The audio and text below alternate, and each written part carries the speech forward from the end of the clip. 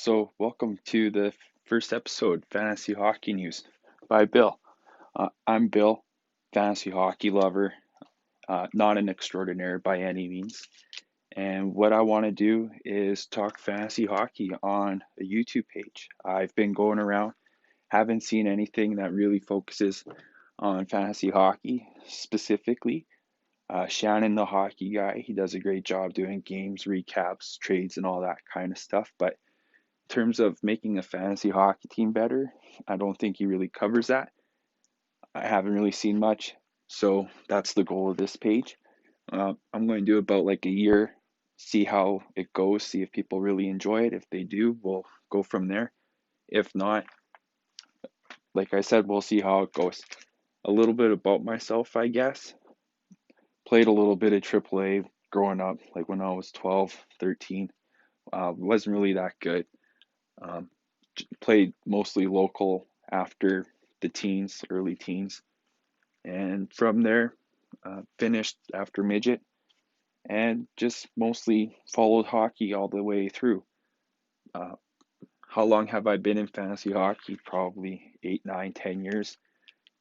Doing dynasty for about 5 years, so been involved with fantasy hockey quite some time now.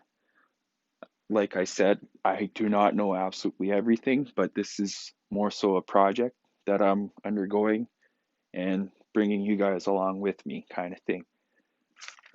Before we really get into it, I want to give a shout out to favorite hockey team, Dallas Stars. Great year. Sad the way the season ended, but Tampa Bay was pretty tough. And since I'm a guy that cheers for the best team in the hockey league, that's my second. Tampa Bay will be replacing my Oilers here, and they'll be my number 2 team going forward until we find out who's the new Stanley Cup champion. So Oilers going to take a hike. Tampa coming up here, going to be beside my bench, and going from there. Let's talk fantasy hockey. So I got my trusty book here, so I stay on script. Don't want to go too off script. Got a couple episodes already made for the future, so just want to focus on what I have here. So fantasy hockey, and what is that? Like, where do you even begin? So each team has about 12 players if you're on Yahoo, 12 to 16 players. And then for the dynasty, I mean, you can have down up to 50 players. So you're looking at quite a few players that play hockey that could contribute to your team.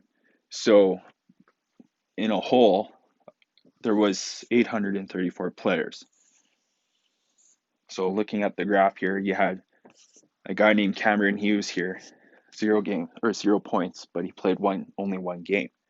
Right here, you have Leon Draisaitl, who had 110 points, and he played 71 games. So quite the disparity.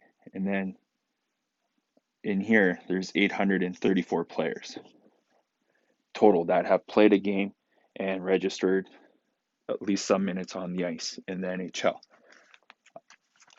If we're going to focus specifically on fantasy hockey and who the best players are, then I think for us, what we should do is look at the top 100 in this early beginning of my episodes here of this project.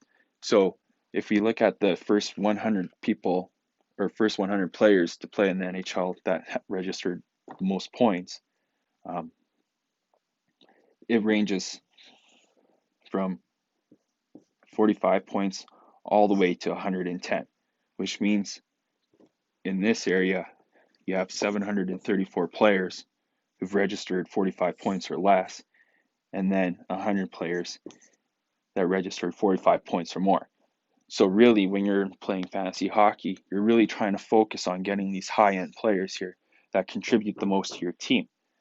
So going more in depth on these 100 players, for centers, you have 36 of them, or 36% of the 100. Wingers equals 51%, or 51 wingers out of that 100 are wingers. And then defense, you have 13%. So out of that 113 of those players are defense. So you see that defense are already a real rare commodity.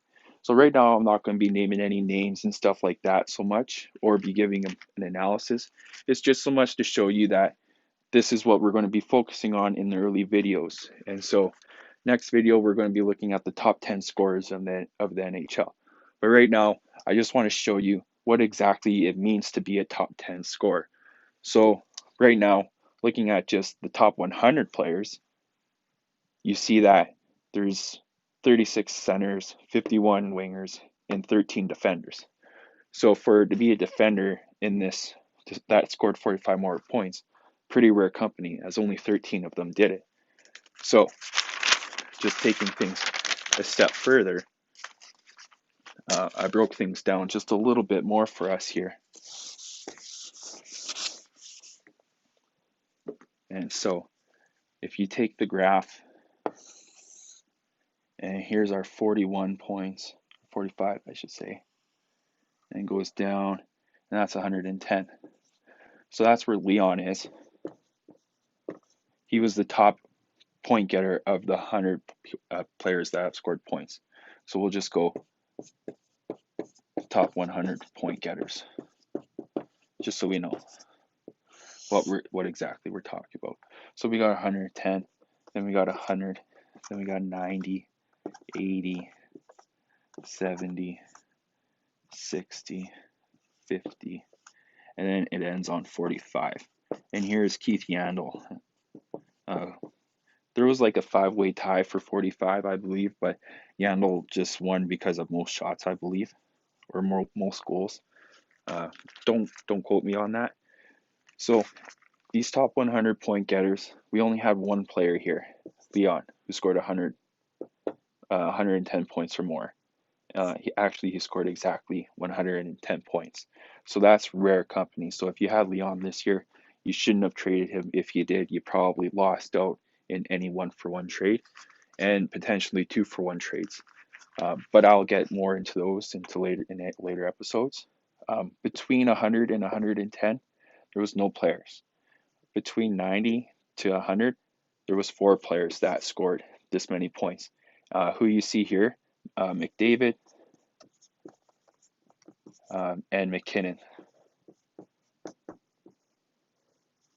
McDavid's 24, McKinnon's 25, and Leon's 24.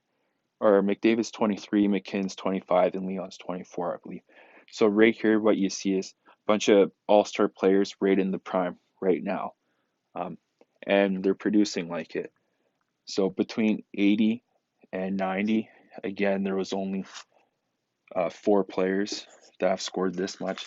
Names, Matthews and Kucherov come to mind here. Between 70 and 80, we finally get a spurt in players here. As you can see, the bell curve finally going up. Players that we see in this area, we got Huberdeau and Zibanejad, DJ Zib on the Rangers there. Between 60 and 70, we get an even bigger jump now. We get 24. And then between 50 and 60, we're at 29. And then between 45, so not even 10-point difference, a 5-point difference here, we have 30 players. And then it just goes way up here because you have to account for the 734 players that we cut off at this mark here because we're only doing the top 100. So one thing to notice here, looking at the top 100, which is going to be something we'll be looking at in the next episode, is just how big of a disparity you have in the first 10 players. So there's 30 points that between 10, so 10, 20, 30, and then Huberdeau had 78, and he was 10th on the list. So 30-point difference, or 32-point difference if you want to be exact, between first and 10th points. So even here, you're noticing a big difference in terms of talent, and that's just the 10 best players in the NHL. So next episode, we're going to be looking at just what exactly contributes to this huge difference here.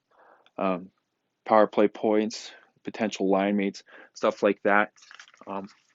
And just, yeah, like I said, this is mostly an experiment for myself. It's not, hey, this is me knowing everything. It's more, this is what I've uncovered. I'm going to talk you through it. I think there's some valuable information here in terms of top 10 talent, in terms of how many people scored between 50 and 60 points, like 24, 29. So you can see that uh, having these guys is, I don't even know. I should just stick to the script. But yeah, I mean, we'll get there. Like it's on the tip of my tongue, but there are disparities that I can show you. Don't want to give them away just yet. But yeah, so this is the first episode of Fantasy Hockey News by Bill. Every Sunday, I'll look to answer questions that people send me in. Probably not going to get any right off my first video, but if I do, that'd be pretty cool. And yeah, give me a like and a subscribe if you think this is pretty cool. And Fantasy Hockey News by Bill. Right on.